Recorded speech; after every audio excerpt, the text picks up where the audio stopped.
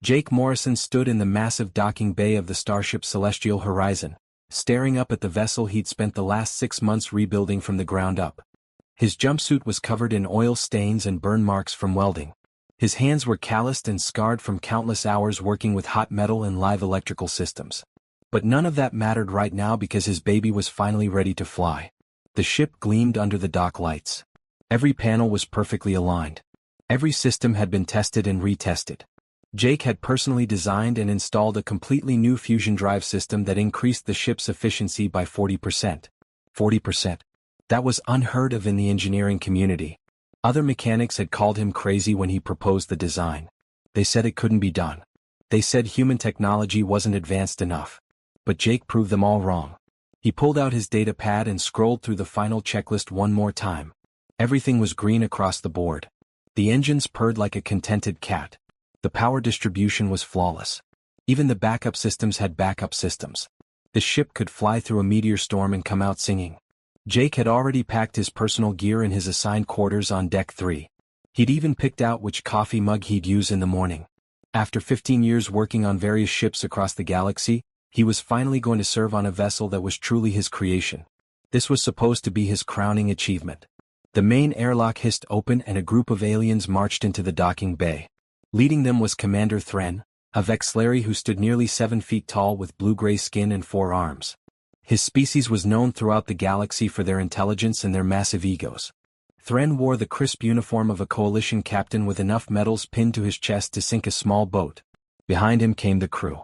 Jake recognized most of them from their files. All aliens. Not a single other human in the bunch. That wasn't unusual though. Humans were still relatively new to the galactic community.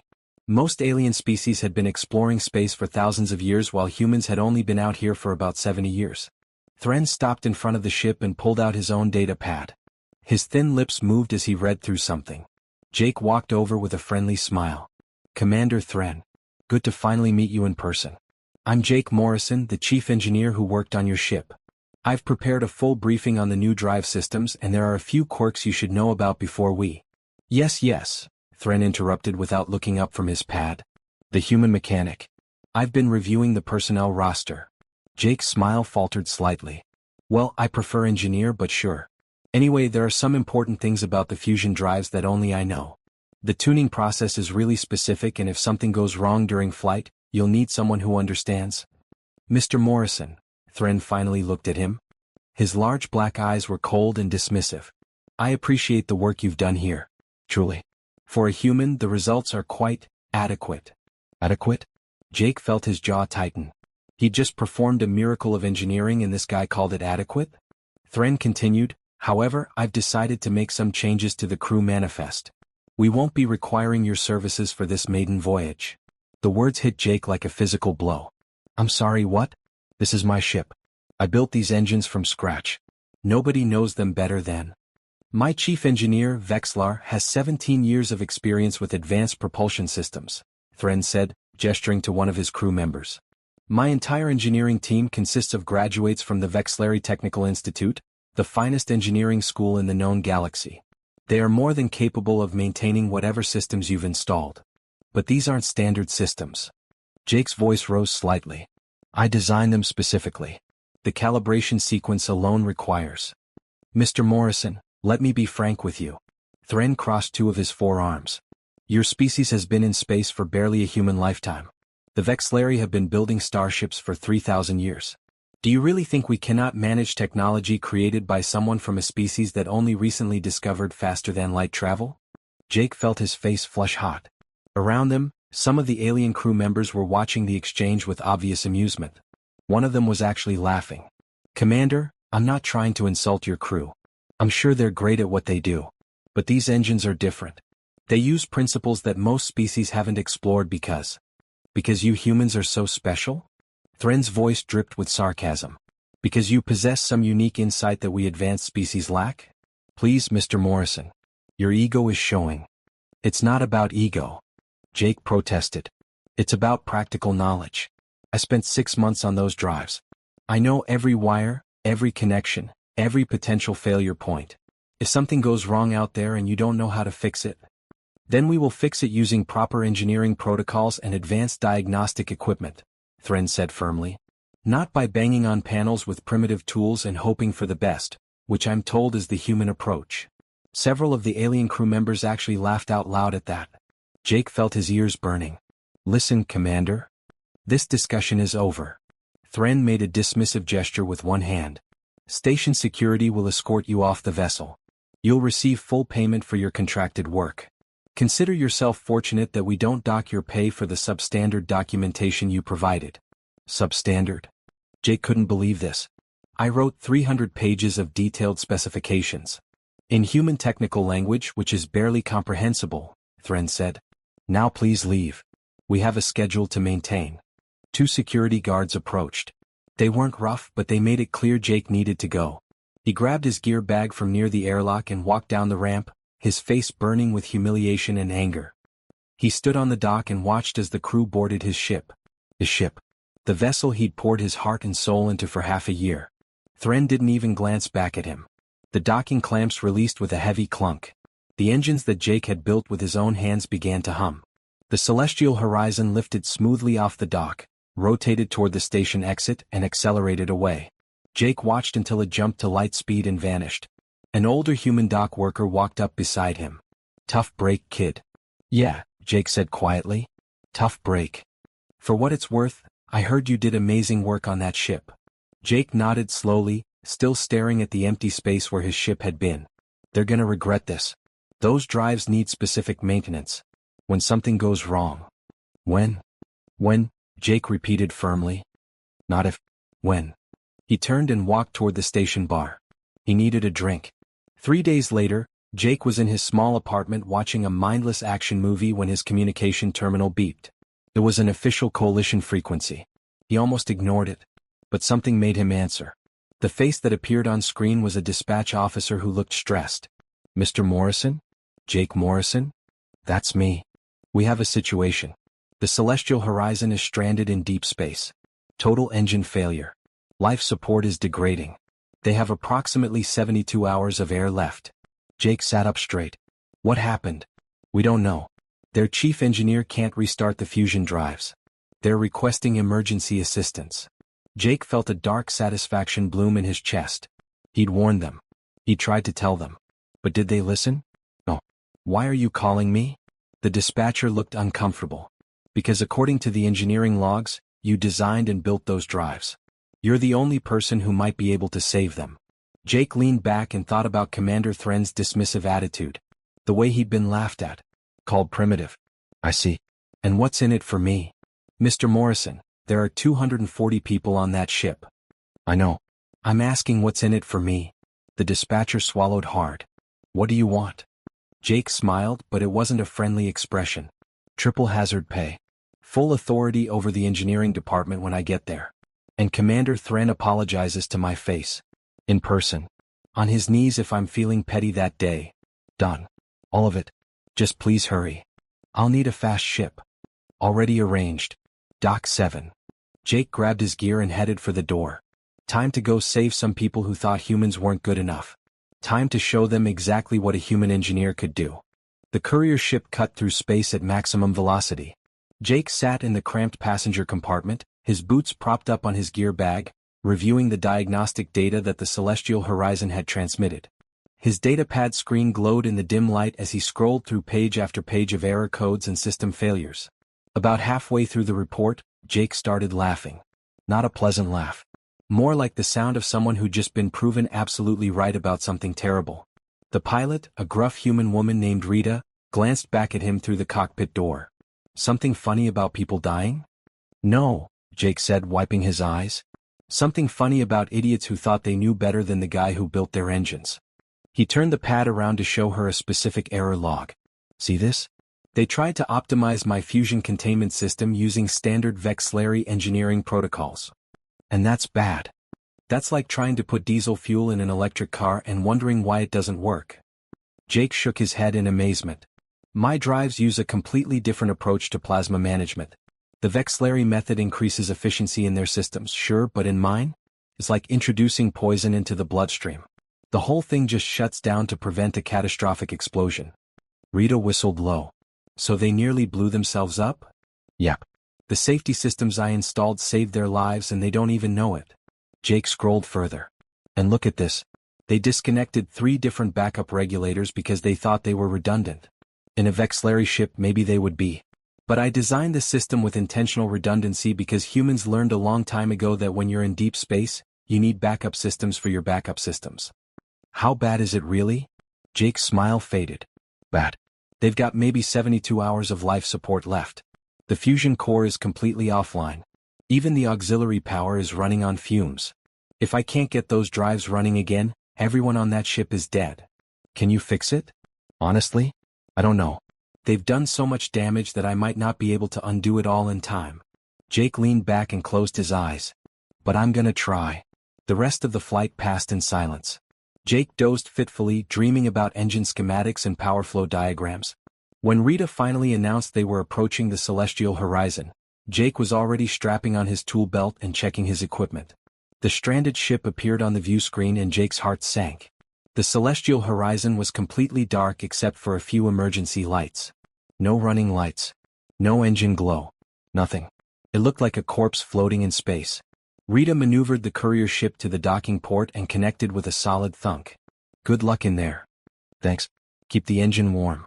If this goes south, we might need to evacuate people fast. Jake cycled through the airlock and stepped onto the celestial horizon. The air was already stale and cold. Life support was definitely failing. He could see his breath. A group of Vexillary engineers waited for him in the corridor. They looked exhausted and scared. Their usually pristine uniforms were dirty and disheveled. One of them stepped forward nervously. Mr. Morrison? I'm Cree, assistant engineer. We're very glad you're here. Where's your chief engineer? Vexlar, right? The one who was so much better than me? Cree's large eyes looked at the floor. He's in his quarters. He has not come out since the engines failed. Of course he hasn't. Jake pushed past them. Take me to engineering. We're wasting time. The walk through the ship was eerie. Usually, a vessel this size would be humming with activity and noise. Now it was silent except for their footsteps and the occasional groan of stressed metal. Crew members huddled in corridors wrapped in blankets. Some of them watched Jake pass with hope in their eyes. Others looked like they'd already given up. When they reached the engineering section, Jake stopped in the doorway and just stared. It looked like a bomb had gone off. Panels hung open. Wires dangled from the ceiling. Diagnostic screens showed nothing but red error messages. The main fusion reactor, which should have been glowing with contained power, was dark and cold. What the hell did you people do? Jake whispered. Cree wrung her hands nervously. Chief Engineer Vexlar said your design was inefficient. He implemented several improvements to increase performance. Improvements? Jake walked slowly through the wreckage of his beautiful engine room. You call this improvements? He stopped at the main control console and pulled up the modification logs.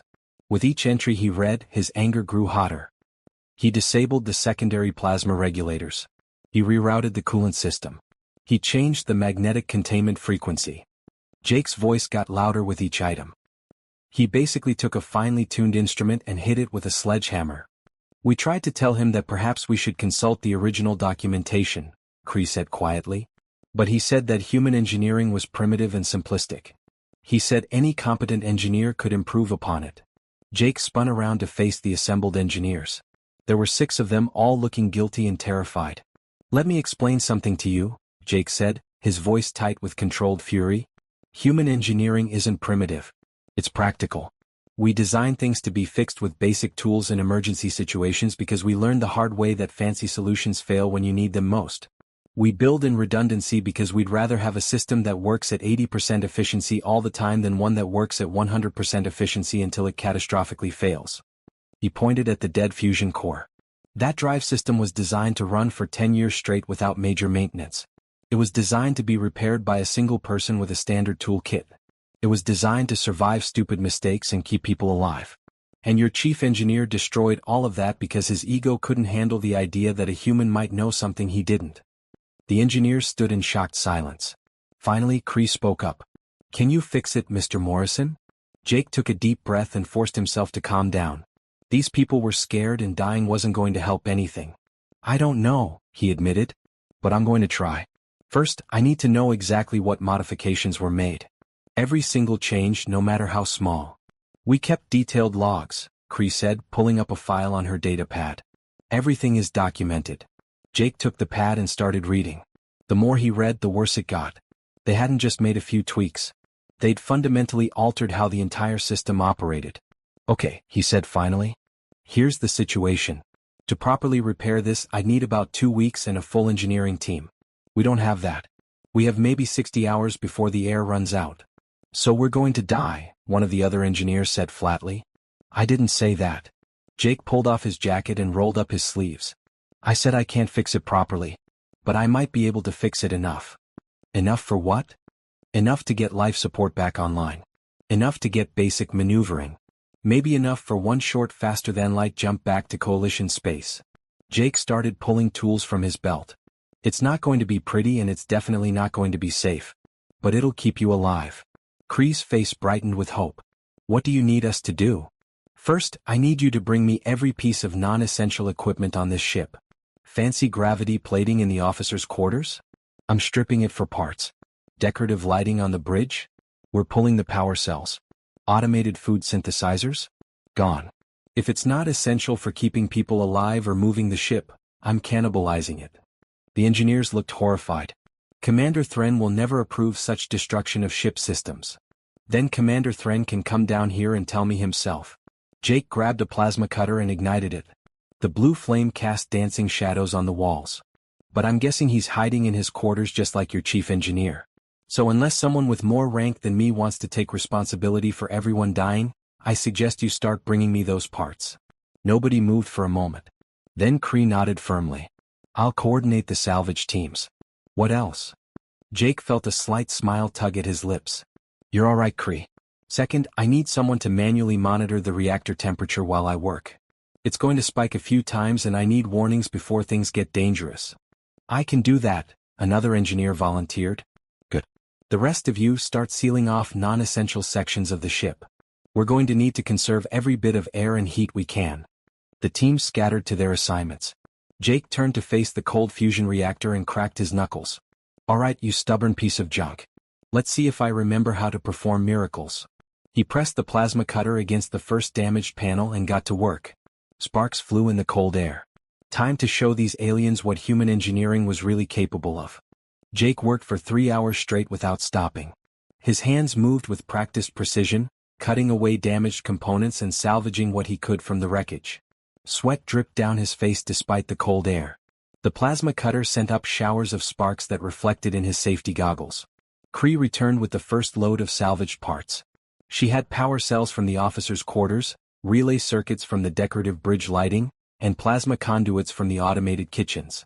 She set them down and watched Jake work. How do you know which parts to use where? She asked. Jake didn't look up from his welding. Because I built this thing. Every component has a specific purpose, but in an emergency, you can make parts do jobs they weren't designed for. See this power cell from the gravity plating? It's designed to produce a steady low output.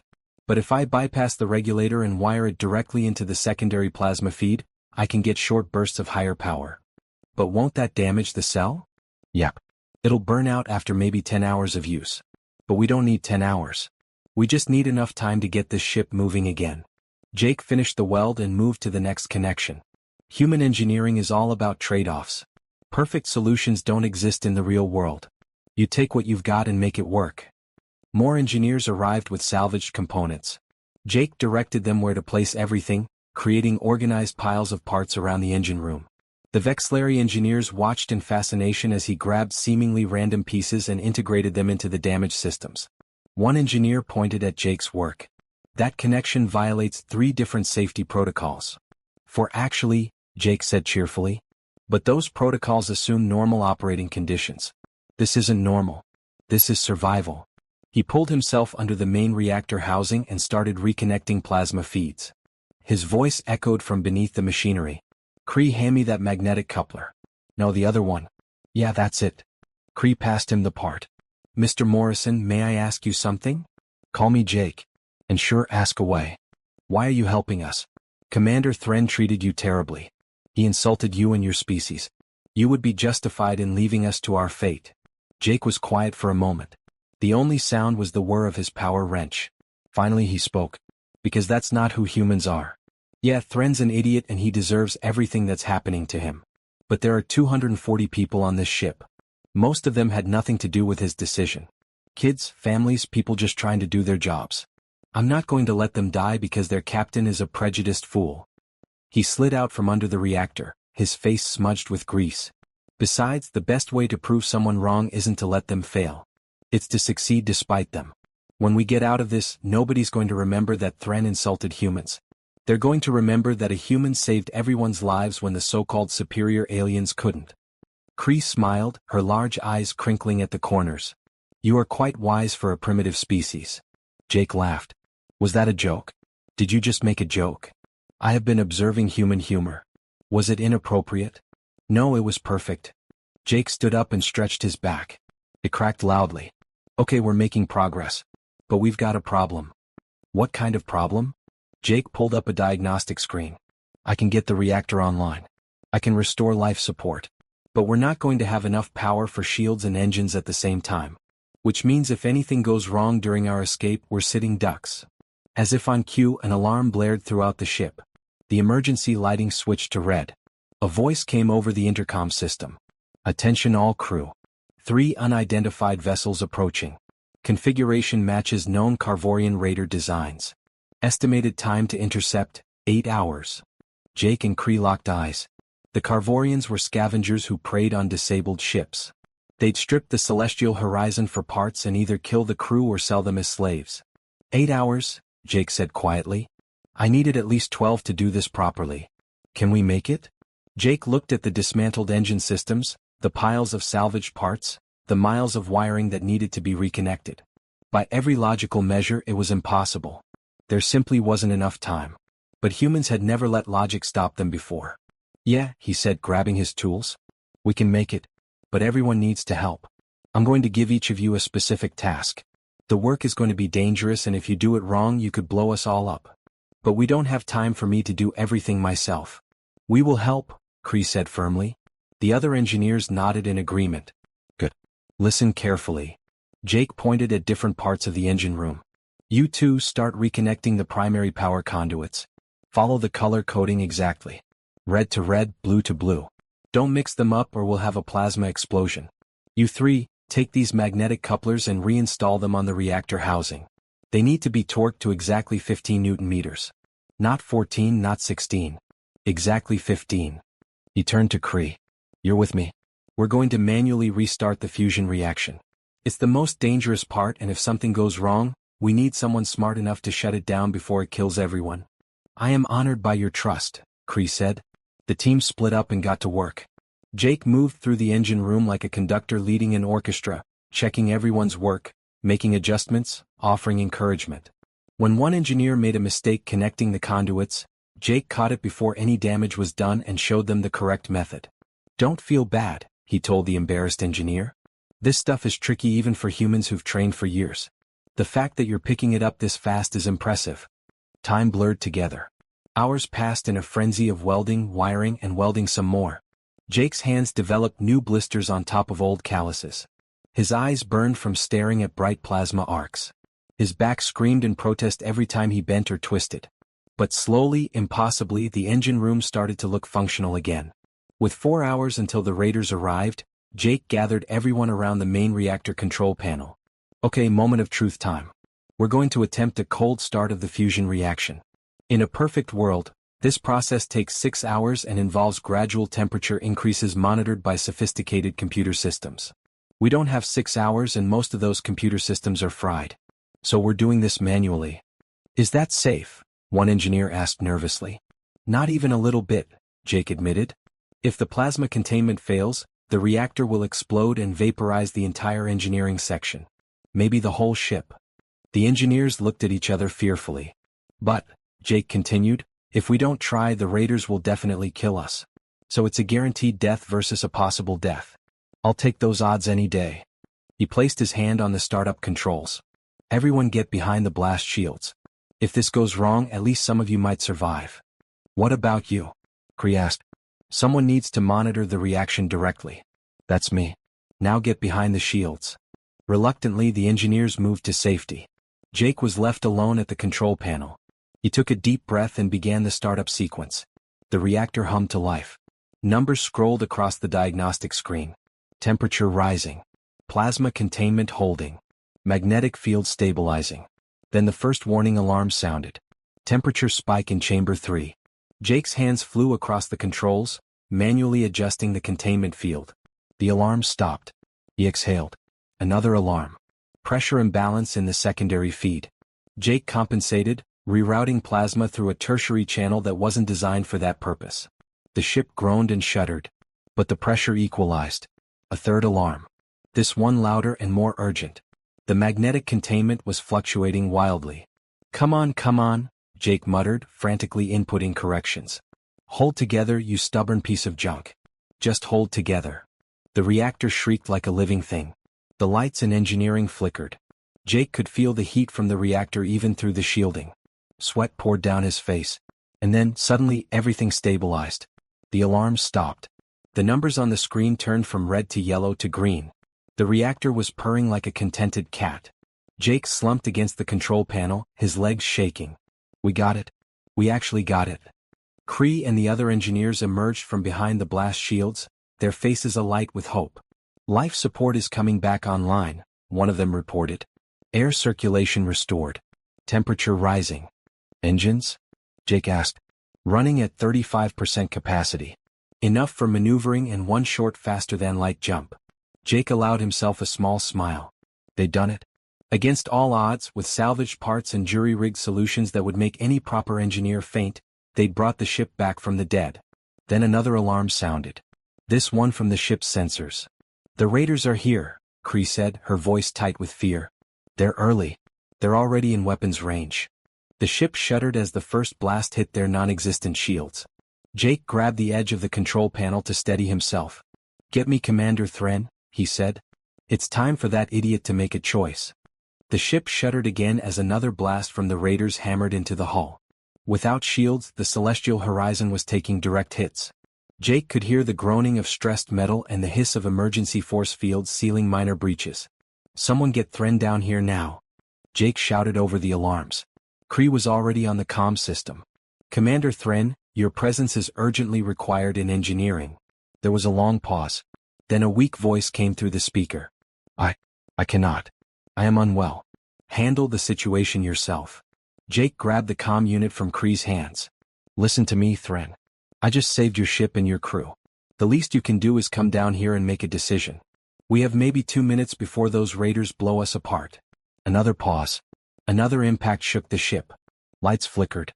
Finally, the engineering door opened and Commander Thren stumbled in. He looked terrible. His uniform was wrinkled and stained. His blue-gray skin had taken on a sickly pale color. His forearms hung limply at his sides. This wasn't the proud, arrogant captain who had dismissed Jake a week ago. This was a broken man who'd watched his entire worldview collapse.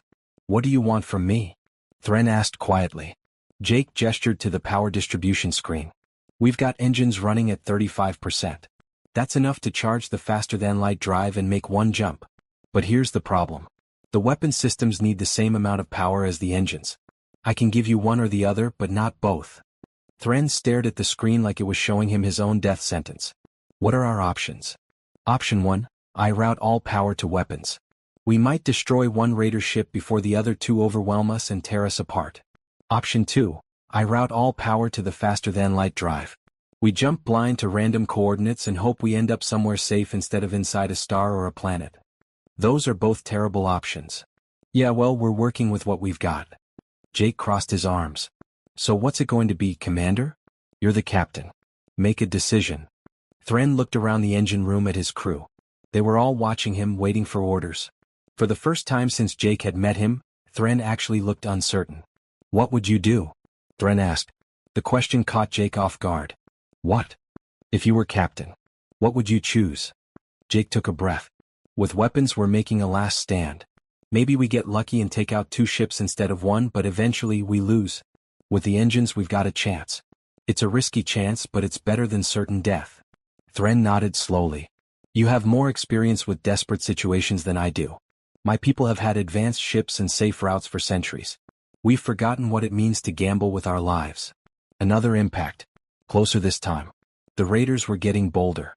Do it, Thren said. Route power to the engines. Get us out of here. You sure? No. But you are.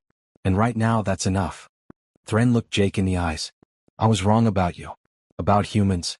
I let prejudice cloud my judgment and it nearly killed everyone on this ship. Jake wanted to say something sarcastic, but the genuine remorse in Thren's voice stopped him. Save the apology for when we're not about to die. Everyone strap in or hold on to something. This jump is going to be rough. Kree and the other engineers secured themselves to support beams and consoles. Thren grabbed a railing with two of his hands. Jake took his position at the main control panel. How long to charge the drive? Kree asked. 10 minutes. The raiders will breach the hull before then. Then we better hope this ship is tougher than they think. Jake began the charging sequence. The fusion reactor ramped up, feeding massive amounts of power into the faster-than-light drive. He could feel the vibration through the deck plates. The raiders must have detected what they were doing because the attacks intensified. 3 ships were now firing constantly, hammering the celestial horizon from multiple angles. Warning klaxons blared throughout the ship. Damage reports flooded the communication channels. Hull breach on Deck 7, someone shouted over the comm. Fire in the port cargo bay. Life support failing in sections 12 through 15. Jake kept his eyes on the charging indicator. 5%, 10%, 15%. The ship shook so violently that he had to grip the console to stay upright. They're targeting our engine section. Kree warned. If they hit the reactor while it's charging. I know. Jake frantically rerouted power to reinforce the structural integrity fields around engineering. It wasn't much, but it might buy them a few extra seconds. 20%. 25%. An explosion somewhere above them sent debris raining down. One of the engineers cried out as a piece of shrapnel cut across his arm.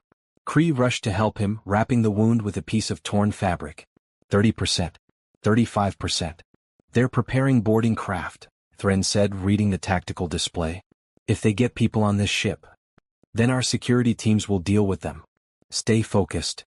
Jake's hands moved across the controls, making micro-adjustments to keep the charging process stable. One wrong move and the whole drive could overload. 40%. 45%. The ship's security channel came alive with shouting and weapon fire. The raiders had docked with the port airlock. They were already inside. Security teams to Deck 5. Thren commanded, his voice regaining some of its old authority. Stop them before they reach engineering. 50%. 55%. Jake could hear the sounds of fighting getting closer. Energy weapons discharged with distinctive whining cracks. Someone screamed. The battle was moving through the ship toward them. Jake, they're almost here. Kree's voice was tight with fear. I know. Just give me time. 60%. 65%. Thren moved to the engineering entrance and pulled out his sidearm. 2 other engineers did the same. They took defensive positions facing the corridor. We will hold them here, Thren said. Finish what you're doing. 70%. 75%. The sounds of battle were right outside now. Jake could see flashes of weapon fire through the doorway. A security officer stumbled backward into engineering, his uniform scorched. He turned and fired back down the corridor. Raiders breaking through, the officer shouted. Thren and the other armed engineers opened fire. The narrow corridor worked in their favor, creating a choke point. But the raiders kept coming, taking casualties but pressing forward with ruthless determination. 80%. 85%. A raider got through the defensive line. He was a massive creature, easily 7 feet tall with thick armor and a wicked-looking energy rifle. He raised his weapon toward Jake. Thren threw himself in front of the shot. The energy blast caught him in the shoulder, spinning him around. He collapsed to the deck. The raider advanced, preparing to fire again. But Kree grabbed a heavy wrench from Jake's toolkit and swung it with all her strength. It connected with the raider's helmet with a resounding clang. The raider stumbled, dazed. A security officer finished him with a precise shot. 90%. 95%. Come on, come on, come on, Jake muttered. The charging indicator seemed to be moving slower than ever. More raiders were pushing into engineering. The defenders were being overwhelmed. 98%. 99%. A raider broke through and rushed directly at Jake. He had maybe 2 seconds before the alien reached him and destroyed the console. 100%. Jake slammed his hand down on the activation control. The universe twisted. Jake's stomach lurched as the faster-than-light drive engaged. Reality seemed to bend and stretch in impossible ways. The raiders, the engineering room, everything became distorted and elongated like a photograph being pulled apart. Then, with a jarring snap, normal space reasserted itself. The fighting stopped. The raiders were gone, left behind in the system they just escaped from. The ship was silent except for the hum of the engines and the gasping breaths of the survivors. Jake sagged against the control panel, his whole body shaking from adrenaline. We made it. We actually made it. Kree was kneeling beside Commander Thren, examining his wound. He needs medical attention. Is it bad? Jake asked. He will survive. The shot cauterized the wound. She looked up at Jake. He saved your life. Jake walked over and knelt down next to the commander. Thren's eyes were half closed with pain, but he managed a weak smile. Turns out humans aren't the only ones who can be brave and foolish at the same time, Thren said. Yeah, well, welcome to the club. Jake helped Kree lift the commander onto a makeshift stretcher. Let's get you to medical. As they carried Thren out of engineering, Jake asked, where did we end up anyway? One of the engineers checked the navigation systems. Calculating position now. We are approximately 12 light-years from the nearest coalition outpost. We have enough power to make the jump. 12 light-years. They'd made a blind jump and ended up within reasonable distance of safety. Against all odds, the gamble had paid off. Jake started laughing. He couldn't help it. The sheer impossibility of everything that had just happened hit him all at once, and laughter was the only response that made sense. Kree looked at him with concern. Are you well, Jake? Yeah, he said, wiping tears from his eyes. Yeah, I'm good. Just thinking about how this whole thing started with Thren telling me humans weren't sophisticated enough to maintain our own technology. And now a human has saved his life and his ship. Funny how things work out. They got Thren to medical and the doctors took over. Jake stumbled back to engineering and collapsed into a chair. His body felt like it weighed 1,000 pounds. Every muscle ached. His hands were covered in burns and cuts. But they were alive. Against every logical prediction, against impossible odds, they were alive. And Jake had proven exactly what human engineering was capable of.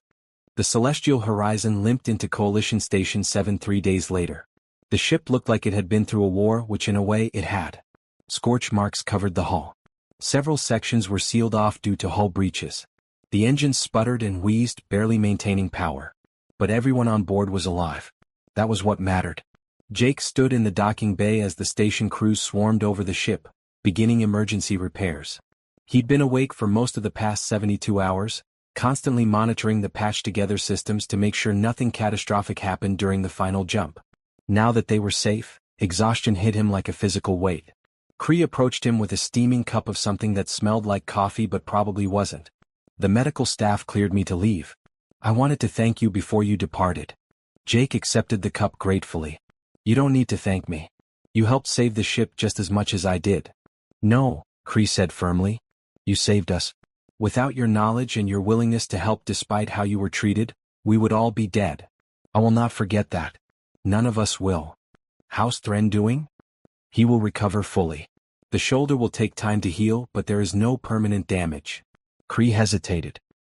He has asked to speak with you before you leave. Jake was tempted to refuse. He'd done his job. He'd saved the ship and the crew. He didn't owe Thren anything more. But something in Kree's expression made him reconsider. All right. Where is he? Thren was in the station's medical wing, propped up in a bed with his injured shoulder wrapped in regenerative bandages. He looked better than he had in engineering, but there was still a defeated quality to his posture. When Jake entered, Thren struggled to sit up straighter. Mr. Morrison. Thank you for coming. Just Jake is fine. He pulled up a chair and sat down. You wanted to talk? I owe you an apology. A real one, not the inadequate message I sent before. Thren took a breath. I let my prejudice and my pride nearly destroy my ship and kill my crew. I dismissed you because I could not accept that a species as young as humanity might have something to teach us. That was foolish and arrogant.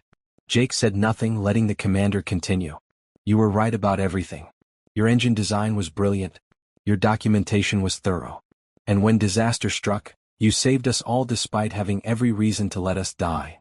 Thren met Jake's eyes. I am deeply sorry for how I treated you. You deserved better. It was a good apology. Sincere and complete. Jake could tell it cost Thren a lot to say those words. I appreciate that, Jake said finally. For what it's worth, you took a shot meant for me. You didn't have to do that. Yes, I did. It was my fault you were in danger in the first place. Thren shifted his bandaged shoulder carefully. I have submitted my report to Coalition Command.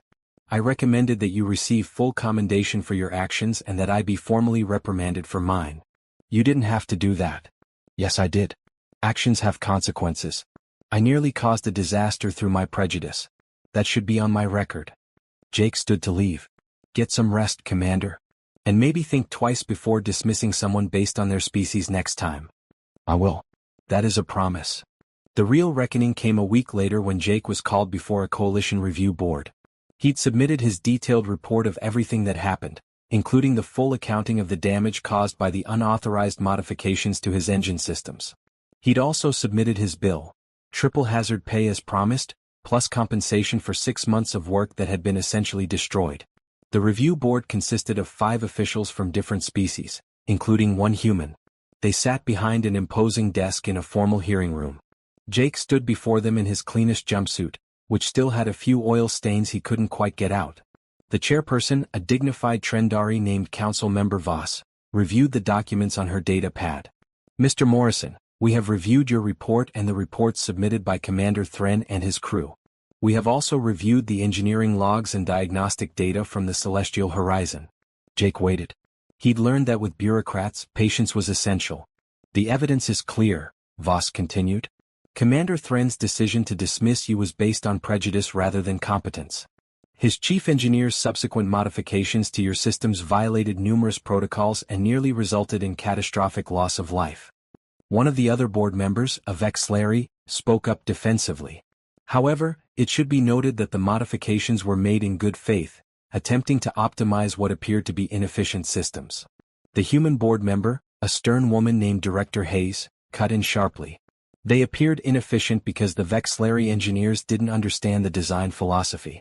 Human engineering prioritizes reliability and repairability over pure efficiency. That's not a flaw, it's a different approach. And as the events proved, it's an approach that works. That is fair, Voss said diplomatically. Which brings us to our decision. Mr. Morrison, the Coalition owes you a debt of gratitude. You saved 240 lives despite being wrongfully dismissed and insulted. Your actions reflect the best qualities of both your species and the engineering profession. She tapped her data pad. We are approving your payment in full, including triple hazard pay and compensation for the damaged systems. Additionally, we are issuing you a formal commendation for exceptional service. Thank you, Jake said. We're not finished, Voss continued. Based on this incident, the Coalition Council is implementing new regulations. First, no chief engineer can be dismissed from a project without formal review by the Engineering Guild. Second, any modifications to critical systems must be approved by the original designer when possible. Third, and most importantly, species origin can no longer be used as a factor in personnel decisions. The Vexlari board member looked uncomfortable but said nothing. Furthermore, Director Hayes added with a slight smile, we're offering you a position as Chief Engineering Consultant for the Coalition Fleet. You'd review designs, provide training, and ensure that human engineering principles are properly understood across all species. Jake blinked in surprise. That's a significant position. It comes with significant pay and benefits, Voss said. Your expertise has proven invaluable. We would be honored to have you in this role. It was tempting. Very tempting. A prestigious position, excellent pay, respect from the highest levels of coalition government. Everything he'd worked toward for 15 years. But Jake thought about being stuck in meetings and reviewing data pads instead of working with his hands. He thought about offices and bureaucracy instead of engine rooms and the satisfaction of fixing something broken. I appreciate the offer, Jake said carefully, but I'm going to have to decline. The board members looked shocked. You're refusing? The Vexlari asked. This is one of the most prestigious positions in the coalition. I know, and I'm honored, but I'm a mechanic. I like working with my hands, solving problems in real time, building things. A consulting position would take me away from that. Jake shrugged. I didn't get into this job for prestige or recognition. I did it because I love the work. Director Hayes laughed. That's the most human answer I've ever heard. All right, Mr. Morrison. We respect your decision. But if you ever change your mind, the offer stands. Thank you. I'll keep that in mind. 6 months later, Jake stood in the same docking bay where this whole mess had started. But this time things were different. The new ship taking shape before him was twice the size of the celestial horizon. This was the Prometheus, a next-generation exploration vessel, and Jake had been lead engineer from day one. Nobody had questioned his designs. Nobody had dismissed his ideas because he was human. More importantly, his engineering team was diverse. There was Cree, who had requested assignment under him specifically. She'd become his assistant chief engineer and was proving to be brilliant at adapting human engineering concepts to alien technology. There were 3 other Vexillary engineers, 2 humans, a Trendari, and even a young Carvorian who wanted to prove not all of his species were raiders. They worked together, learning from each other, combining the best ideas from multiple species and approaches. The engine systems they were building incorporated Vexillary precision with human adaptability, creating something better than either species could have managed alone. Jake was reviewing a schematic on his data pad when he heard footsteps behind him. He turned to see the new captain approaching. Commander Voss was a battle-scarred Trendari who had fought alongside human forces during the border conflicts. She had 3 mechanical limbs replacing ones lost in combat and a reputation for being tough but fair. "Mr. Morrison," she said, extending her hand in the human custom. "The ship is looking good." Jake shook her hand firmly. "Call me Jake, Commander. And thanks. We're ahead of schedule actually. Should be ready for trials in 2 months. I've been reading your design specifications. Impressive work." Voss gestured to the ship. "I particularly like the modular repair systems. Any competent engineer should be able to fix most problems with basic tools. That's the idea. I learned the hard way that fancy solutions fail when you need them most." Voss smiled knowingly. "I heard about what happened with the celestial horizon. That's actually why I requested you specifically for this project. I've seen too many ships fail because they were too complicated or too fragile. I want a vessel that can take a beating and keep flying." "Then you came to the right human." They stood together, watching the work crews crawl over the ship's framework. Welding sparks danced in the darkness. Heavy machinery moved massive components into place. It was beautiful in its own way, the organized chaos of creation. "You know," Voss said thoughtfully, 10 years ago most species in the coalition thought humans were barely civilized.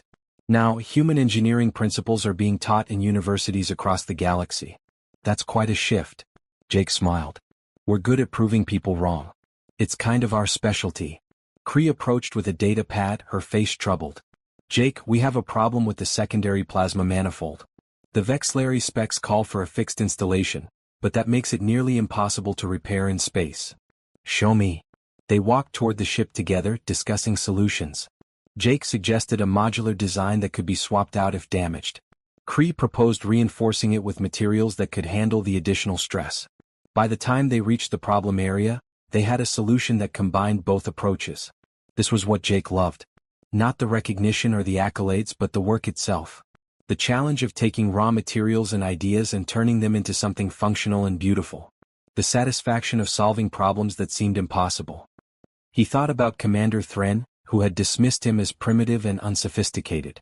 Thren was now teaching courses on the importance of diverse perspectives in engineering. He'd become one of the biggest advocates for human engineering methods. Sometimes people learned. Sometimes they changed. And sometimes the best revenge was simply proving through your actions that you were right all along. Jake pulled out his plasma cutter and got to work.